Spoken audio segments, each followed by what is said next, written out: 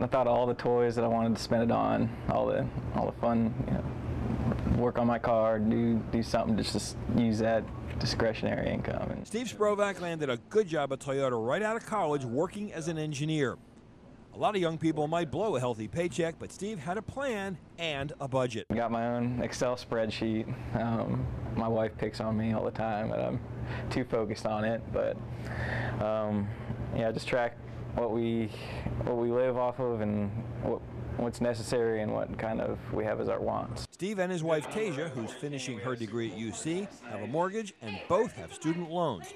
Some are federal loans at a fixed 3.2% interest rate, but some of those loans hover near 7%.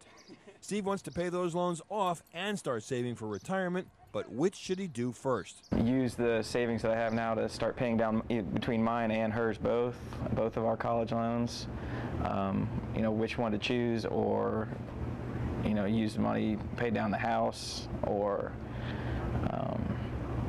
save it, put it extra in, wait for savings, 401k or the Roth IRA. Here's the easy answer. There's no financial aid for retirement. You either have enough money or you don't.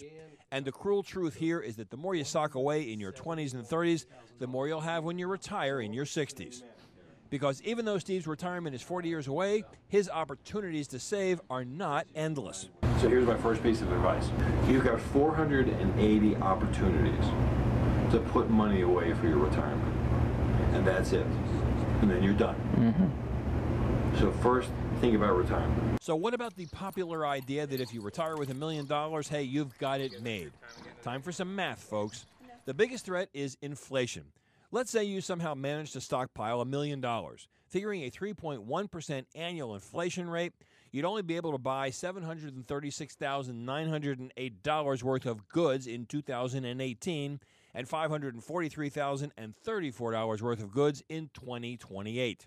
But here's the good news. Accumulating $1 million could actually be easier than you think. Let me work the numbers for you.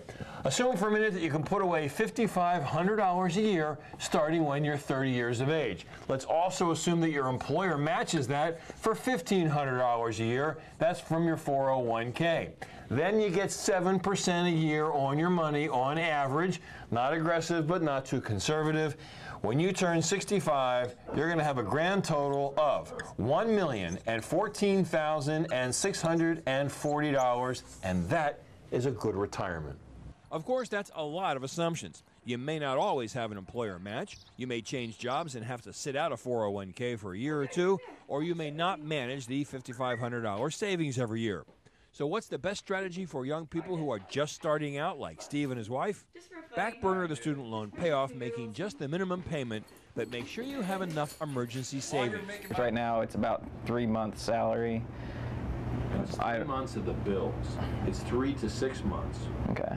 And it's the bills. Don't rush to pay off the house either. Sure, it'd be great to own your house outright when you retire, but it won't provide you with a dime of income.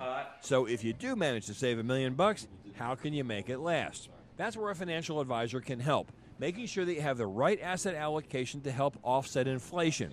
A blend of stocks, bonds, real estate, and hopefully Social Security. But that million won't mean that you'll be living the high life. Say you take 4% out every year for 30 years in retirement. That'd be about $40,000 per year before inflation, and you still have to pay taxes on it too. All the more reason to start saving early like Steve. For Fox 19 and Simply Money, I'm Nathan Bachrach.